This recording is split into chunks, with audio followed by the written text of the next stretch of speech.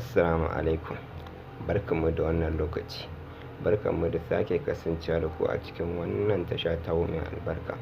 Idan yau ka fara shigowa, ka daure ka danna mana subscribing, sannan ka danna mana alamar kararrawa domin ci gaba da samun ingantattun shirye-shiryenmu da zarar mun ɗora.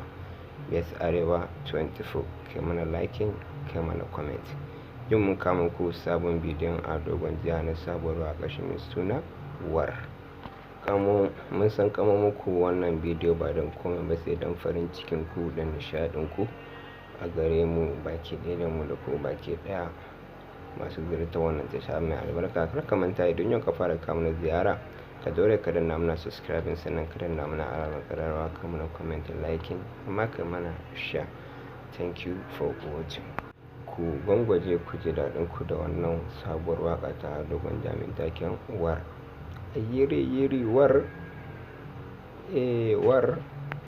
A dogon ja ya ce war, ni kuma na ce dan Allah ku daure ku warwara mana subscribing da comment da liking, ku warwaro mana su war.